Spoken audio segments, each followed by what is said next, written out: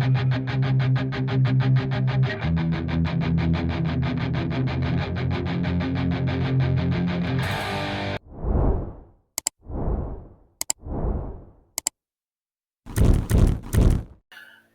and welcome back to the David67 Celtic News YouTube channel. This is actually the third video of the day, as the two scouting analysis videos for yet more goalkeepers linked to Celtic, Martin Dubravka and Mvogo, were both put up onto the channel earlier today. However, there have been a few news stories and rumours, and so I thought I would do a wee quick roundup video of those as a final video for today, the 8th of July. Before we crack on with the actual video, please do consider, if you haven't already, clicking that subscribe button. Get the subscriber numbers pushing up to past 700, which would be a great birthday present for me in a few days' time. Also, if you do like the video, please do click that like button, and as always, do feel free to pop your comments into the comment section, as all those things do help encourage YouTube to send this video and this channel's videos to more and more Celtic fans and more football fans. So, first thing to mention is Celtic, of course, were playing their first pre-season friendly against Ayr on Friday. The game ended as a 1-1 draw, with Celtic's goal being scored by Kyogo from the penalty spot, and later in the first half Ayr also got a penalty. However, it did give Brendan Rodgers a chance to play quite a number of his backup players and quite a number of the very promising academy stroke B team players, and it was nice to see a mix of Celtic's experienced players and Celtic's backups and also potential stars of the future. One worrying aspect was yet another injury for Mike Mvogo. At this point, I haven't been able to find out just how serious that injury is going to be, but obviously it does cause some additional difficulties with Celtic's defence, while both Alistair Johnston remains on Copa America duty, with Canada having qualified for the semi-finals, and so he'll be away for another week or two with that. Plus, Cameron Carter-Vickers is having his break after finishing off at the Copa America last week. Plus, we're still waiting for McGregor, Ralston, Forrest and Taylor to come back from Euros duty, having had an extra couple of weeks of holiday after that. Now, going through the performances of the players in the game against Ayr, I think the first player to mention is Bozan Lawal. I think he looked very, very good playing in that midfield role. He showed a lot of ability passing and a lot of ability to drive the ball forward, and did probably provide Yang with Celtic's best chance of the second half. And so I think massive plus marks to Bozan Lawal, who for me looked like Celtic's best player of the day. I think also for me, plus marks should go to Tomoki Iwata and Odin Thiago Holm. I think they both showed a lot of good skills, a lot of good promise and ability, and I think they both could be important players for Celtic this season as backups to our main first three in midfield. I think also good marks for Mitchell Frame. I think he came on and showed a lot of promise in our problem position of left back. Thought both O and Kwon and Yang all showed some good touches. And the other player that I thought deserves some special mention was our young goalkeeper Josh Clark, who I think made a couple of great saves. It kept Celtic in the game at 1-1. Don't think Josh Clark at this point is Celtic's answer to our top quality goalkeeper, but I think he is actually a very capable young goalkeeper. I think he's going to get better and better, and it does appear that Joe Hart was a big admirer of Josh Clark, and in goalkeeper training at Celtic the last couple of years, and I think he thinks that Josh Clark has the potential to go far in the game, and it is good that Celtic do have him signed up at the moment. Celtic will be playing Queen's Park in another friendly this Wednesday in a couple of days' time. We may have an extra couple of players available for that game, but I would guess it's probably going to be again a mixture of the available first team players, the backups, plus a mix of the academy and B team players. And it will be nice to see all those players get a second chance at working their way into the squad, and I am very hopeful that Bozen Lawal is going to establish himself as a first team squad player this season, as he does give us quite a lot of versatility, as he does cover right back, centre back, defensive midfield and central midfield, and so would be an excellent young player to have coming off the bench in the games over the course of this season. Now, some of you may also have been reading translations of interviews that Reo Hatate was giving with Japanese press.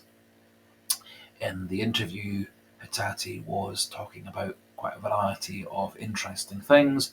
He was expressing that he is an ambitious player and is looking in the longer term to move on to a bigger league than the Scottish Premiership, and was talking about a hope in the future that he'd be able to play in the English Premier League or in Serie A or La Liga, but is committed to Celtic at this time. Other very interesting things he was saying were relating to the fact that he and the rest of the first team squad found it quite difficult adapting from Ange Postecoglou's all attack, all energy, let's get the ball forward as quick as possible style to Brendan Rodgers' much slower, let's keep the ball, let's not take any risks, let's not go for risky forward passes and crosses style. Hatate said he found it quite difficult to adapt, and that the great bulk of the first team squad found it difficult to adapt from Ange Postecoglou's much more attacking, much more non-stop style of football to Brendan Rodgers. Let's keep the ball at all costs. Let's probe and probe and probe and pass and pass and pass and hope that a gap creates.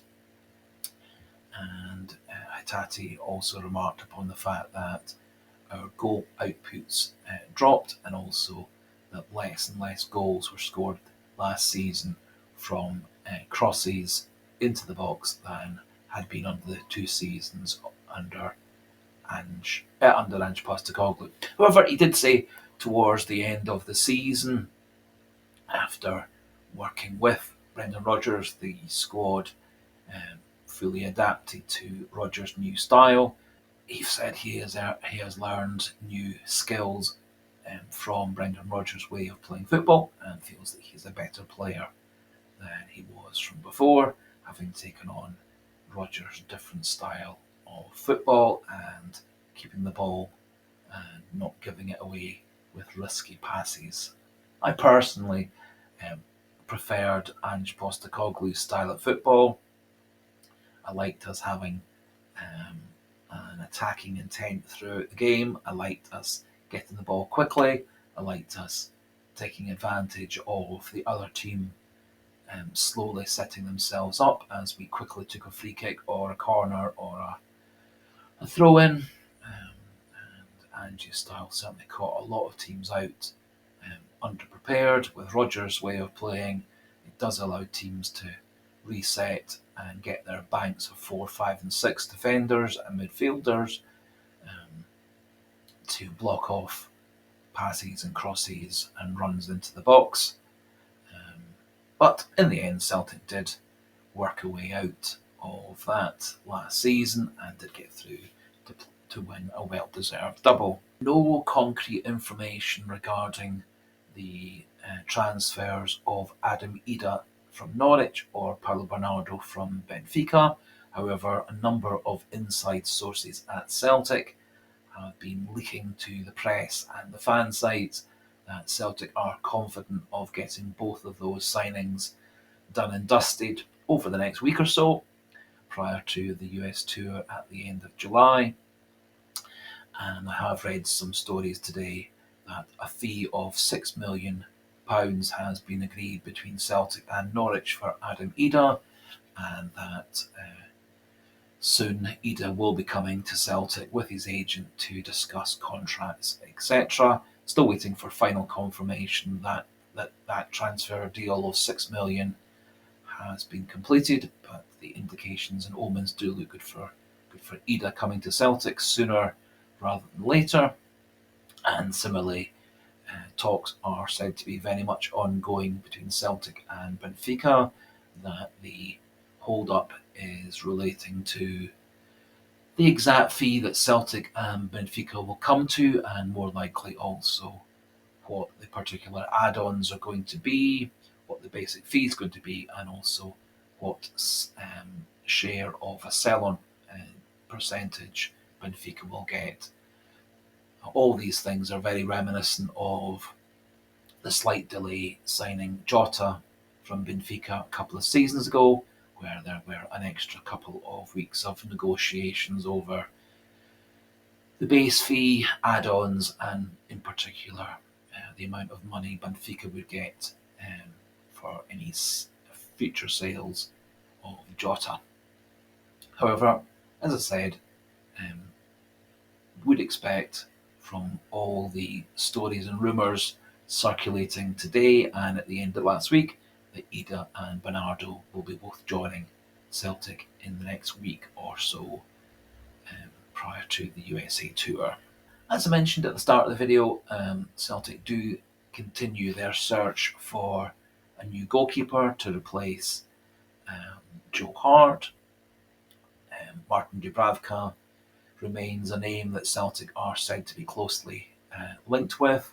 Dubravka is planning talks with Eddie Howe, his manager at Newcastle, very soon, but it does appear he's dropped to number 4 in the ranking at Newcastle.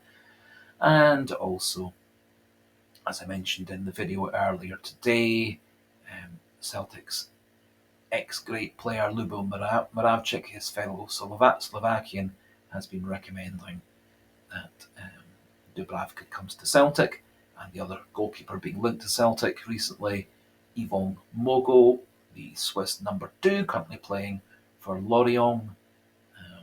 He's going into his last year of his contract, and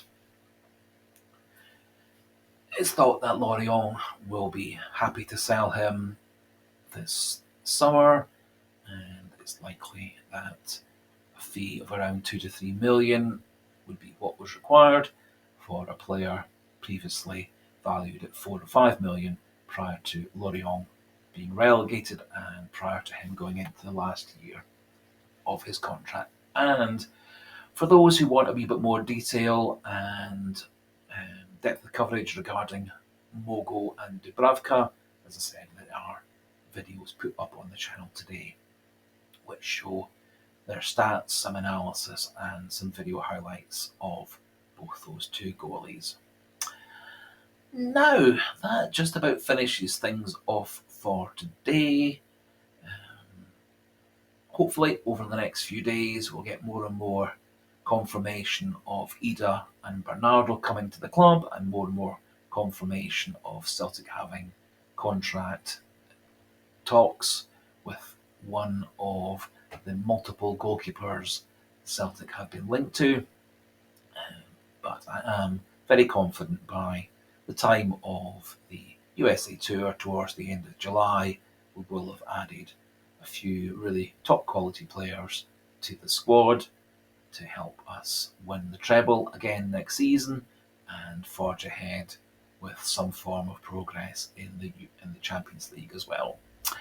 So just to finish off, a quick reminder, please do consider that subscription button, the like button and the comment section. And so until tomorrow, goodbye and hail, hail.